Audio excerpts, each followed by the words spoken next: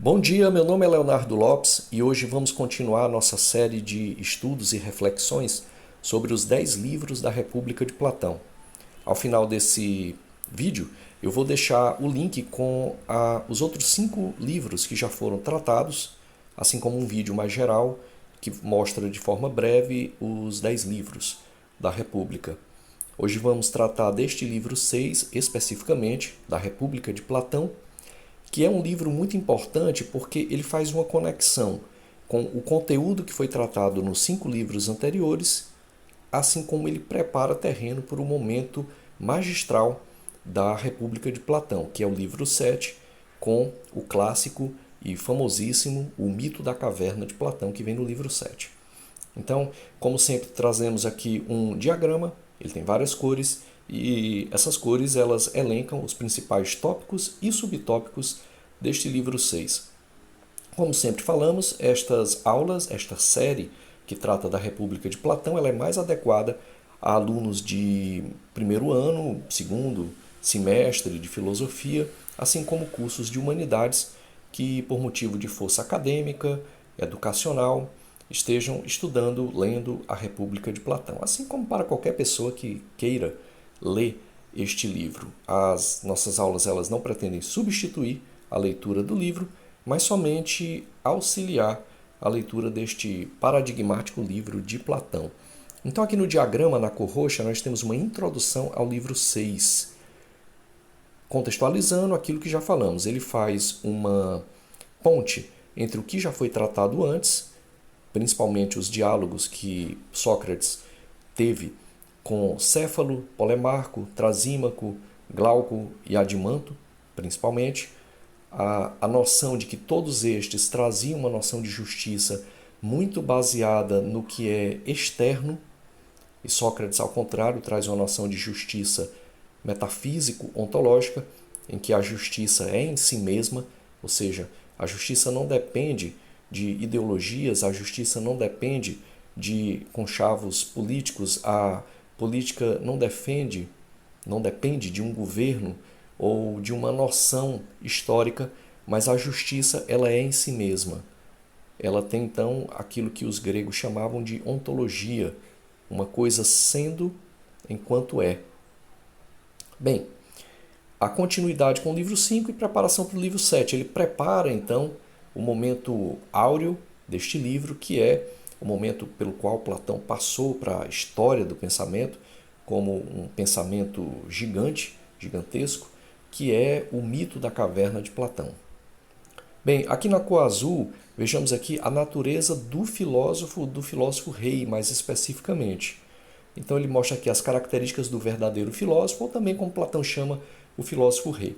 Nós já vimos nas aulas anteriores, você pode conferir aí na playlist, que Platão ele trata a justiça como uma harmonização das partes da alma com as partes da cidade. Há uma relação, tanto a alma individual equilibrada, justa, ela contribui para uma cidade, uma polis justa, assim como a cidade justa contribui para que as pessoas sejam cada vez mais justas. No caso do filósofo, nós vimos que pelo mito daquelas pedras preciosas, né, no caso aqui seria o ouro, o filósofo teria mais ouro em sua alma. E a virtude que lhe cabe pela racionalidade, pelo logos, é a sabedoria, é a busca da verdade. Sendo que na sua alma individualmente, essa dimensão deve coordenar tanto o lado irascível, para que ocasione coragem, quanto o lado apetitivo, para que se tenha uma temperança, uma moderação nos desejos e não se caia nos vícios, por exemplo. Então Platão faz nesse livro 6 uma diferença entre filósofos e os amantes das opiniões.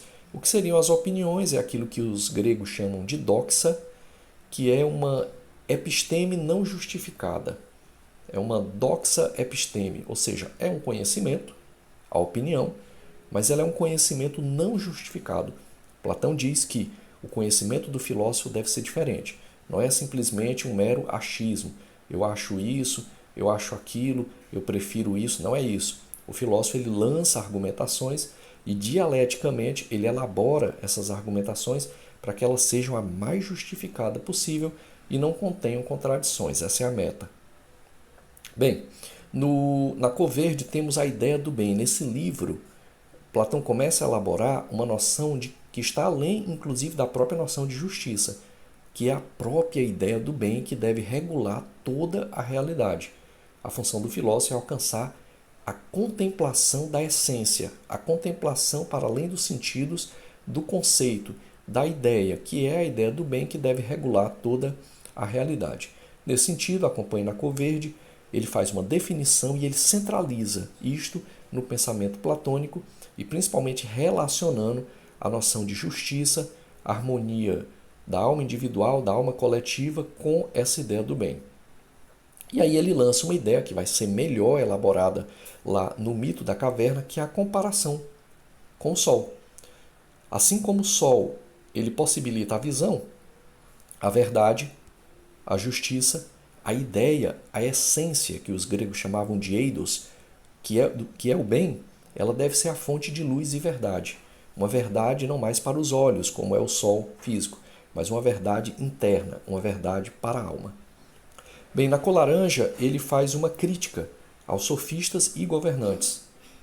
E aí ele vai elencar nesse livro 6 as falhas dos políticos e dos sistemas políticos da sua época, assim como dos processos tirânicos que muitas vezes ocorreram tanto em Atenas quanto em outras polis.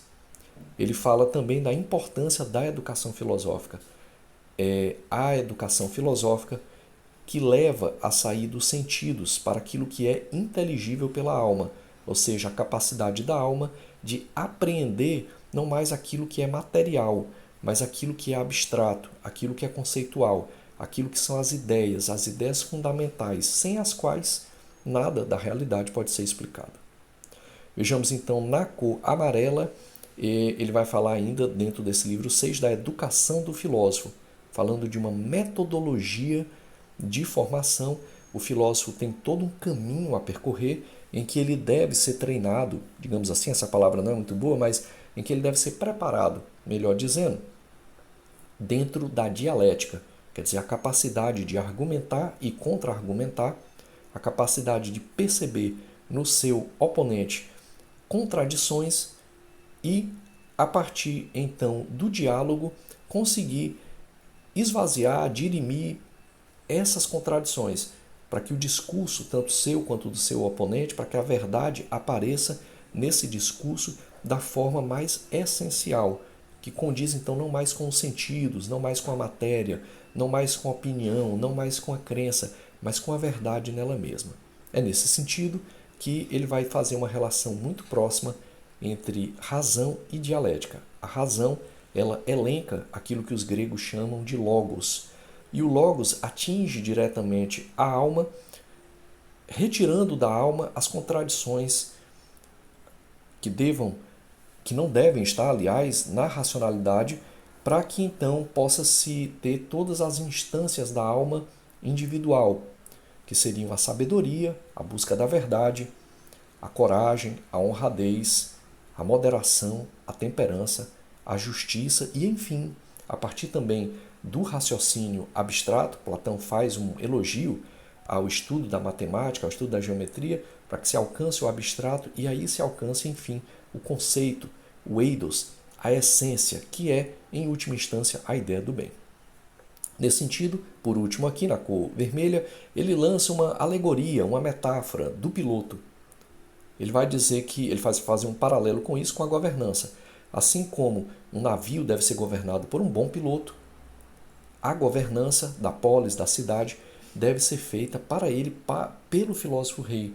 Porque o filósofo rei, segundo Platão, isso é a forma como Platão elenca, estamos tentando trazer aqui o que Platão coloca nesses livros, o filósofo rei, ele seria o único apto a governar, porque ele teria ultrapassado essa dimensão dos sentidos. Ele não estaria mais falando pela opinião, pela doxa, mas ele estaria articulando agora a ontologia metafísica no sentido de uma teoria do conhecimento, de uma epistemologia que vise as essências e não mais a aparência. Platão vai dizer que devemos fazer um salto da aparência para a essência. É aí onde ele vai elaborar depois no livro 7 o mito da caverna. E aí ele coloca o papel do filósofo rei, por último, o papel do filósofo rei é a boa governança, a partir da razão, que visa ultrapassar os sentidos, que visa ultrapassar as aparências, que visa sair dos embates inúteis, estéreis, das várias falhas políticas de sua época e assim alcançar uma harmonia social entre as classes sociais que Platão elenca como sendo os filósofos reis, os soldados guerreiros e os produtores construtores. E aí sim alcançando, por uma dimensão ética, um equilíbrio entre essas três classes, alcançar um tipo de moralidade que vise ao que os gregos chamam de eudaimonia, ou seja, a felicidade. Então a felicidade aqui como um fim último. Felicidade essa que só se alcança quando se consegue contemplar a ideia do bem e perceber que é pela ideia do bem, o próprio bem, que esse bem regula a realidade. Bem, pessoal, essa foi nossa aula de hoje. Procuramos tratar aqui do livro 6, na esperança de concluir esta série. O próximo é o mais famoso de todos os livros de Platão, o livro 7, que traz o mito da caverna. Se você gostou, eu peço que deixe um like. Se gostou da nossa exposição, peço que deixe um comentário, compartilhe esse vídeo e até uma próxima oportunidade.